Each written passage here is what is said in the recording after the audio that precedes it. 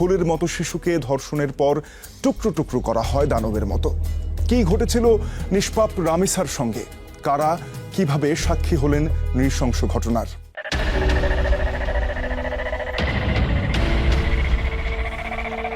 19 মে ছিল মঙ্গলবার। পল্লবীর বি ব্লকের 7 নম্বর এভিনিউর সকালটাও শুরু হয়েছিল অন্য দিনের মতো, কিন্তু দুপুর হওয়ার আগেই যেন আকাশ ভেঙে পড়ল 37 নম্বর বাড়ির 3য় তলায়। স্থানীয়রা এমন এক অভিজ্ঞতার মুখোমুখি হলেন যা মনে পড়লে অস্থির হয়ে ওঠে মন। যেমন শেখ আবু ওসামা, রামিসাদের বাড়ির ঠিক পেছনের ভবনের বাসিন্দা তিনি। অনেক 10টার পরে প্লাস, তখন আমরা ঘুম থেকে উঠে নাস্তা বানানোর জন্য প্রস্তুতি নিচ্ছিলাম। তখন এই জানলা দিয়ে দেখতে পারি যে ওখান থেকে একজন পা ঝুলিয়ে নামতেছে। এই যে সানসেট, এই সানসেট থেকে গেছে ওইদিকে যাওয়ার পরে আবার আমার বেডরুমের উপর একটা সানসেট আছে। ওই সানসেট থেকে আমার সানসেট এসে আবার ওই সানসেটে যখন আমি গেছি ওখানে দৌড়ে, আমার বেডরুমে তো মোবাইল, আমার মানি ব্যাগ সব রাখা, আপনারা দেখলেনি। আমি তো মনে করছি আমার ওগুলো নিতে আসছে, চুরি হবে। আমি দৌড়ে গেছি। আমি দেখি ছোট ওই জাস্ট আমার দিকে তাকায়, মানে বুঝতে পারছে যে এখন একটা মানুষ একটা বুঝে বলছে। ওই জাস্ট করে দিয়ে লাফ দিয়ে ওর এখানে একটু রক্ত লেগে চলে সাইডগুলোতে হালকা হালকা। পপুলার মডেল হাই স্কুল, এই স্কুলের ক্লাস 2 এর সেরা গোলাপ ছিল রামিসা। স্কুল আর বাড়ির দূরত্ব খুব অল্প।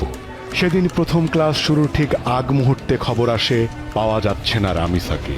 বাচ্চাটি বলল যে ও নাকি হারিয়ে গিয়েছে, ও মা নাকি ওকে খুঁজছে।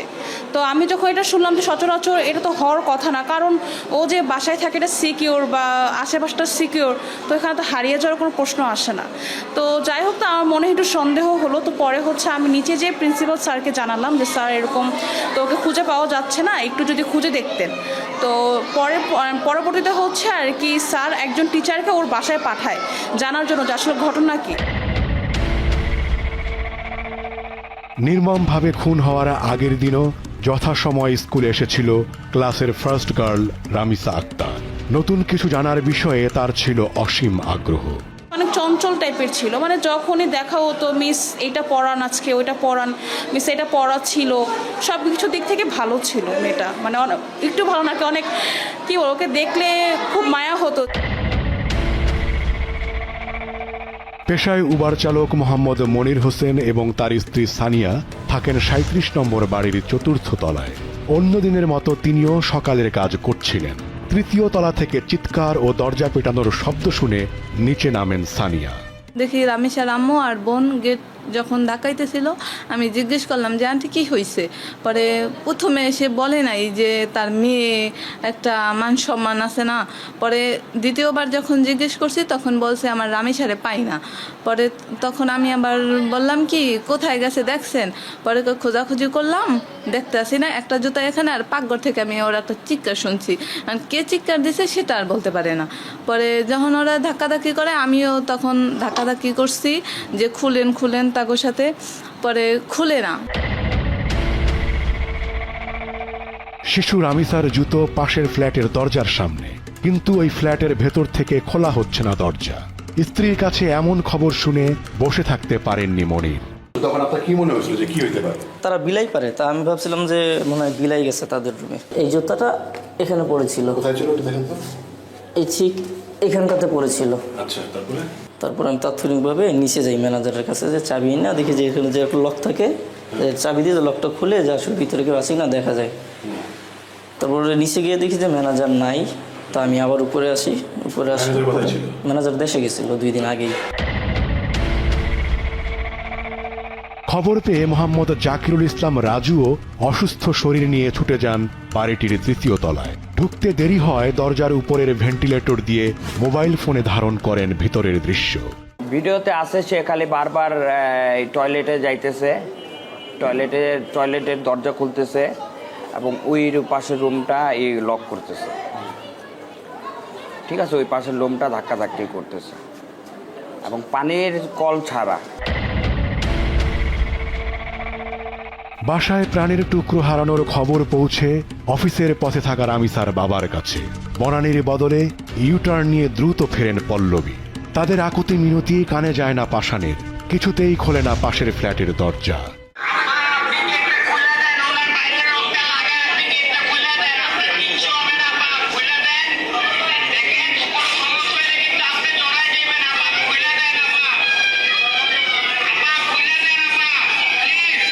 রিকোয়েস্ট করি আমি, ঠিক আছে, যে আপা গেটটা খুলেন, তোর পায়ে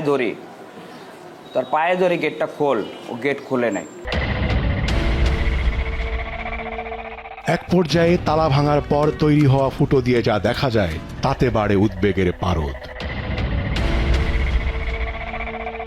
সিদ্ধান্ত নেন ঢুকবেন দরজা ভেঙে। এর মধ্যে খবর দেয়া হয় জাতীয় জরুরি সেবা নম্বর 999-এ।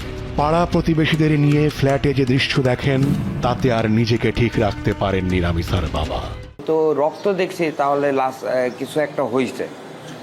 এখন এই পাশের রুমটা আমি ভিতর থেকে দেখছি, যেহেতু এই পাশের রুমটা ওই বারবার আওয়াজ করছে, তার পাশে মানে এই পাশে কিছু আছে। আর যেই 2টা রুম ছিল সেই 2 রুমে তাকায়ও নেই, এবং সেই 2 রুম লক তালা মারা ছিল।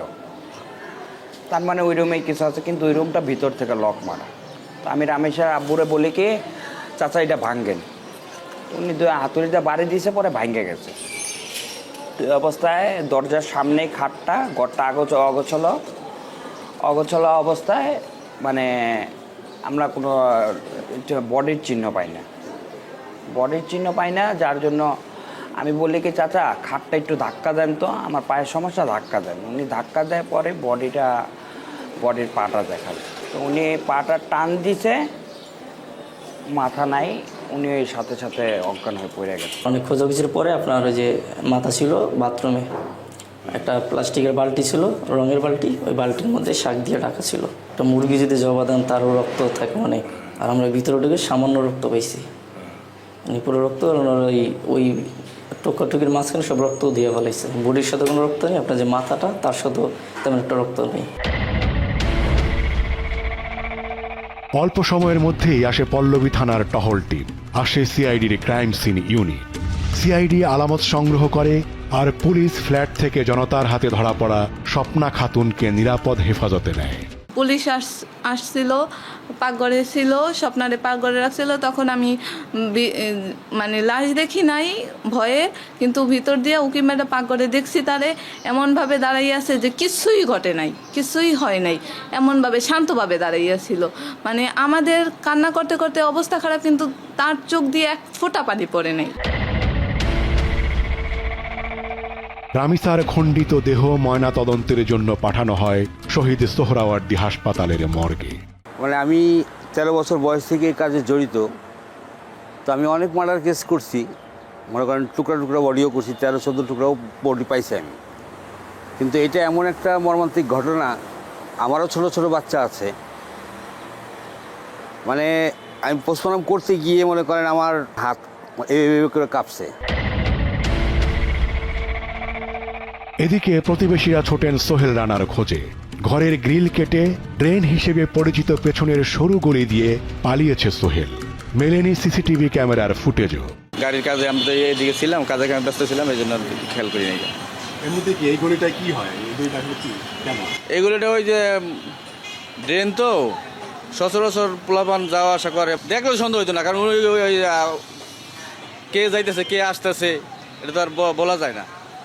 তারপর যদি লগে কেউ যদি এসে বলতো যে এটা অমুক ধরো, তারপরে আমরা বুঝতাম। এটা আগে বুঝতাম না।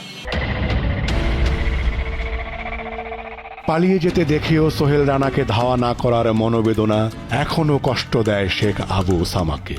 এটা নর্মাল আমাদের কাছে, এগুলো চোর, হিরুঞ্চি, নেশা, এগুলো এখানে 24 ঘন্টা ঘটে। সো এই জন্যই আমিও তার পিছনে যাওয়া হয় নাই। কিন্তু পরে আমি নিজেকে খুব ছোট মনে হয়েছে যে ওই কাজটা করে আমার সামনে দিয়ে চলে গেল একটা ছোট বাচ্চা, মাসুম বাচ্চা, যে আমি যেতে পারলাম না। এই রামিসা আমাদের বাসায় খেলতে আসতো, আমার ভাগ্নির ফ্রেন্ড, একই স্কুলে পড়ে তোরা দুজনেই। আমাদের বাসায় প্রায় খেলতো, এখানে ঘুরঘুর করতো, খেলতো ওরা। কিন্তু আমি যদি জানতাম এই কাজ করে গেছে, যেই হোক, আমি 100 সাথে সাথেই দৌড় দিতাম।